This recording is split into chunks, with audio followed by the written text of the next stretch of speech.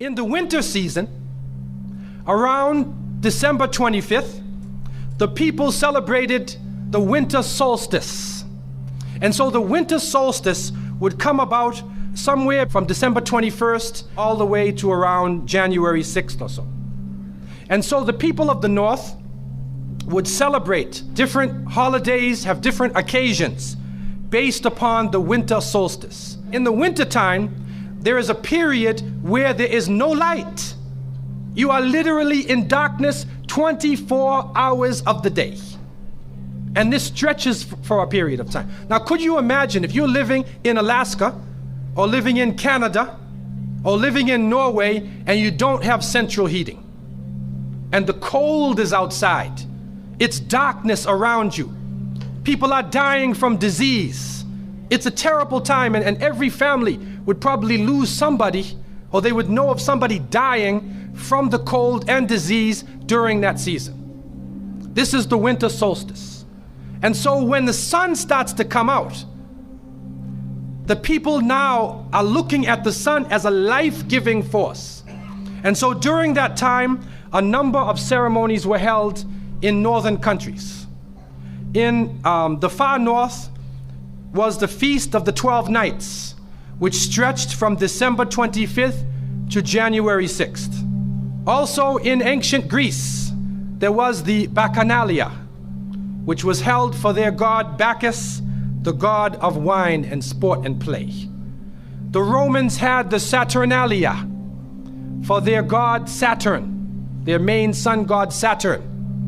And so you find during these times that the people held ceremonies in the north. They would burn bonfires.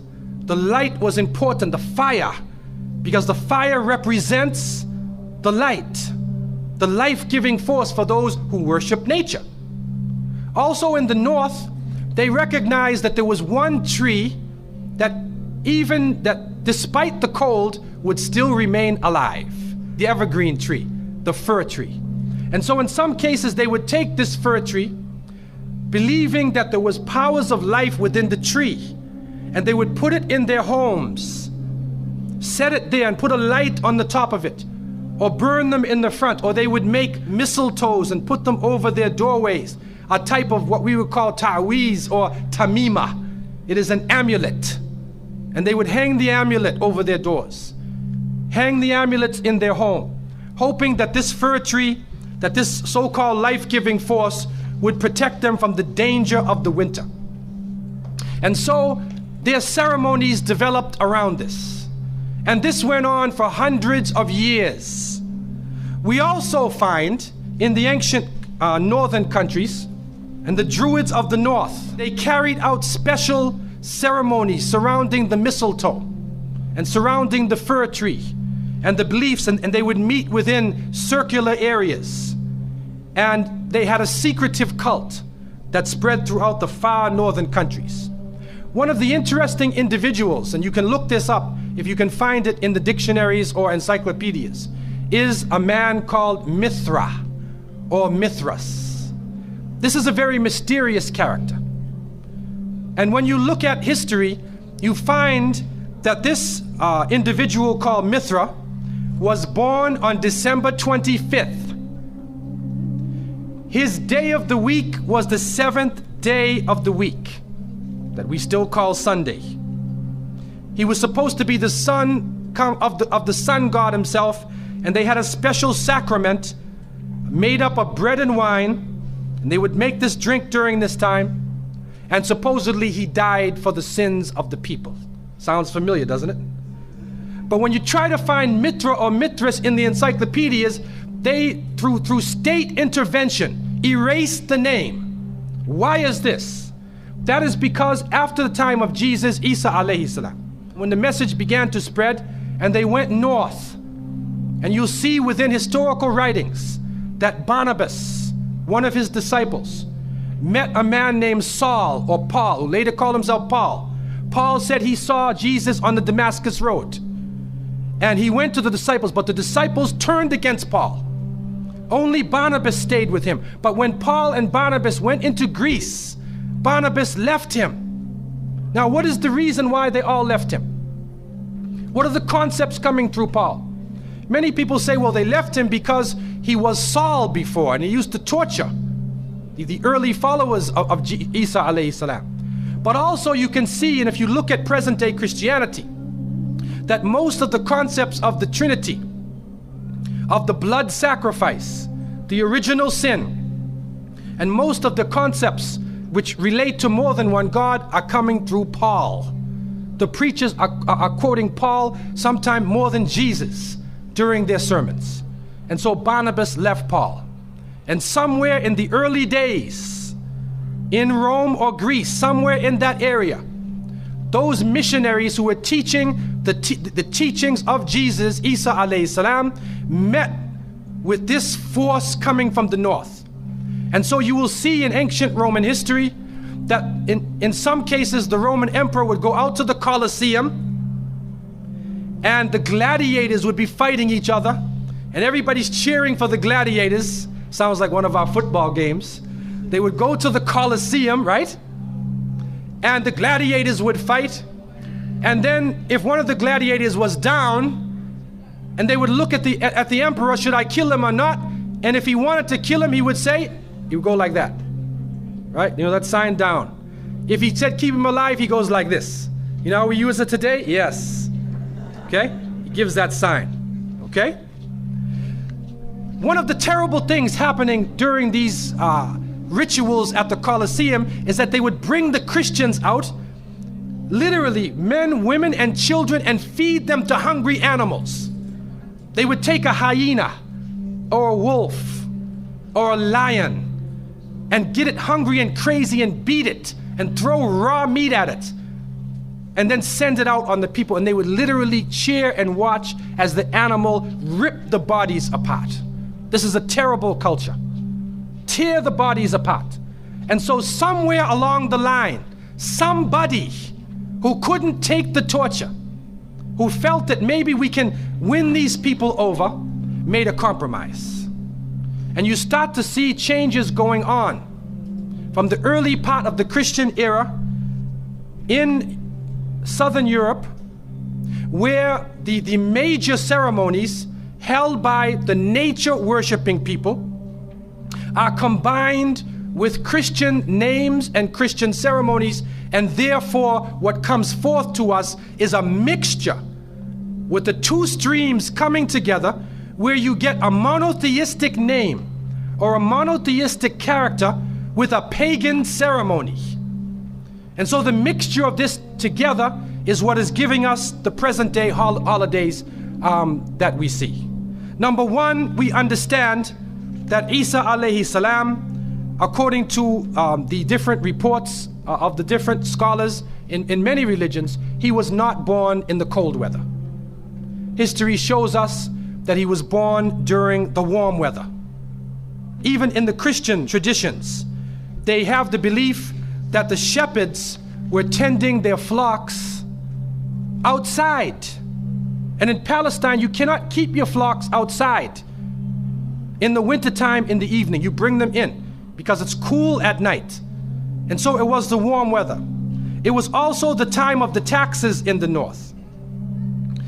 In the story coming in the Quran, when we see the mention in chapter 19 in verses 24 to 25, and we see the mention of the story of Mary, because it is the belief of the Muslims that Maryam, may Allah be pleased with her, was a virgin, and she had dedicated her life to the worship of one God, prayer and fasting. And by the power of Allah, that the Creator breathed His Spirit into her, and she conceived Jesus. He said, be and it is. She conceived Jesus, Isa alayhi salam, without a father, without a man. That is a belief of Islam.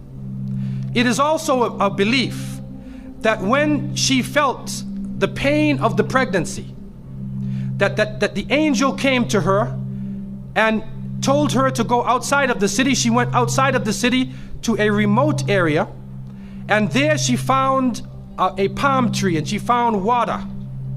And it was speaking about rutub, janniya. It was speaking about a type of rutub, or a type of dates. And those who know, who have lived in the desert area, know that when the dates become ripe, when you start to see the color of the dates change, because dates are not brown, you know. Dates are originally red and they're yellow, they're other colors, but they turn the brown. It's at the height of the heat that the dates become ripe. And so it's at that time that she gave birth to Isa alayhi salam. So from different points of view, different historical points of view and different religions, we understand that Isa alayhi salam was not born during the winter season. He was born in the warm weather. So who was it that was born in the winter season? What is that? Who is that character now? Let us become detectives and try to find out the answer to this problem. Number one, you have to understand this concept of Saturn, the concept of Bacchus. When they are portrayed by the different artists who drew pictures of them or the sculptures, they're usually portrayed as a heavy-set man with a white beard.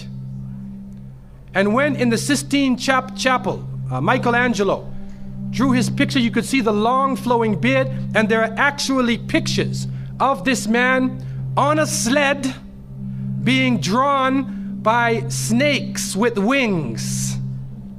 Snakes with wings. Snakes do not normally fly. But in this case, the snakes have wings, and the heavy-set man is on his sled being drawn by these flying animals. Sound familiar to you now, doesn't it? He's being drawn by the flying animals. He's performing miracles. He's coming out on December 25th, which is not the birthday of Isa alayhi salam, has nothing to do with Christianity. It is the time of the Bacchanalia and the Saturnalia, and he is representing riotous fun, drunken revelry. And so what happens on Christmas, the Christmas season, especially in America, people today are not even thinking about Isa alayhi salam. They're not even thinking about Jesus. They're looking how they can get drunk. On Christmas, what is going on? In the Caribbean and many parts, if they offer you a Christmas pudding or Christmas pie or Christmas drink, watch out. Because it's probably laced with rum or wine. That's the spirit of the season. Now, this riotous occasion that was going on went so far that the Christian church banned it. And the Church of England, according to historical sources, actually banned it all the way to 1647. It was prohibited in England to celebrate Christmas because they saw Christmas as being a pagan holiday. This is an official position taken by the Christian church, the Church of England, who were known at that time as Puritans. What happened was an individual was superimposed. A name was superimposed. We hear about the name of Saint Nicholas. Saint Nicholas. Now, Saint Nicholas himself is actually coming from the ancient writings of Beowulf. And in these writings, which are done in the Scandinavian region, we find the name Nick or Nickel or Nicker. He was known as a demon, the demon of the north. He was known as the evil spirit of the north, the name of Odin, the evil principle. And so in Germany and in many of the northern countries, the people actually looked upon this so-called Saint Nick as being an evil force, and they would tell their children in the wintertime, don't go outside, because if you do, Nicholas will come along, Nickel will come along, he'll capture you, put you in his bag, and take you away. And so they used it as a negative concept. In Isaiah, in what is left of the Bible, in chapter 4, in 14:13, the devil is known as the prince of darkness. And it is an understanding that his throne, the seat of his power, is in the north. Somewhere in the north is the seat of power of this evil. And so the Germans also, when they depicted this Nicholas, or this Pelsnickel, as they would say, Pelsnickel in German, it means a furry devil. When they depicted him, they depicted him as a man with red fur. He had red fur coat. And his base was in the north, and he was the essence of evil. And the Church of England till 1647 took the position that this celebration could not go on. So what we are actually seeing is that the Christmas occasion was actually the time of evil. It was the time of the belief in the Saturnalia and the Bacchanalia. And because of this, they shifted the occasion to New Year's Eve. They shifted all of their feelings and their merriment and their evil to New Year's Eve. Now, before we go to that, looking back at Christmas, what is happening now in Christmas season? I don't know what goes on in Miami, but in the northern cities, on Christmas occasion, they put lights around and Santa Claus parades. Do you have a Santa Claus parade here? They have Santa Claus parades, and St. Nicholas is outside and he's in the streets and everybody's talking about St. Nicholas, and the poor children are taught that St. Nicholas is going to come down your chimney. Most people don't have chimneys in Miami anyway, but a 350-pound man is going to come down your chimney and bring you presents and keep his clothes white and red, and go to all of the homes in the area and put presents in your stockings and put presents under your tree, and then fly back out into space. And the poor father who sweat and toiled all year to get you the presents gets no credit for the present given to the child. St. Nicholas comes down the chimney, gives you this present, flies off into the night. And many of us were raised thinking, believing in this. Some of us would sneak into the night and look and see our father putting the present under the tree. We knew what he was doing anyway. But you went along with it, and the people say, well, you know, it's Christmas. Don't you like to have fun? You want to stop the children from having fun? What kind of people are you? But what are you teaching the children? You are using the name of Jesus, using the name of Isa alayhi salam, and you are using a figure who historically is the devil. The devil himself, wal-iyadhu billah. They are using his figure, and he has now taken over the Christmas season. Christmas now to most people means materialism. You have to buy presents for your cousins and your friends, and you got to buy about 34 presents. And you find that most American people are in debt for 6 months after Christmas. Now, where is Jesus? You get drunk, you fight, you lose all your money, the stores raise their prices. Isa alayhi salam is described as a very humble person. Most of the time he didn't wear shoes, only 1 or 2 changes of clothing. A very simple person eating very simple food, fasting most of the time. You see what is going on? There are 2 streams now, a stream of polytheism, a stream of monotheism, and now the polytheism, the materialism, is overtaking the monotheism and standing in the way and taking over our society. And some foolish Muslims coming along from outside of in their country say, well, I just want to be an American. I want a tree too. So I said, one of the brothers said he had a Christmas tree in his house. He came for, I said, brother, do you know what the tree stands for? He said, no. Okay, I'll get a palm tree with dates. I'll make it halal, a halal Christmas tree. But brother, you have to understand what it means. You have to understand what it means. Number one, the Prophet ﷺ, when he talked about ar-ruqya, wa tama'im, wa tiwala, he said all of these things are shirk. That if you hang amulets thinking that this ta'weez or this amulet is going to protect you from something, then you are actually giving power to the creation of Allah and taking it away from the Creator. If you think that by making some spells, going to a magician and asking them to put a spell on someone, you want to get married, so you go to the Sahir and say, put a spell on Ali, I want to marry him. Put a spell on Zainab. What kind of marriage are you going to have if you go to the magician? And so the Prophet, peace be upon him, named all of these things, the superstitions, the amulets, all of these type of things are the other stream which goes away from monotheism, from the belief in one God, and takes you into another religion.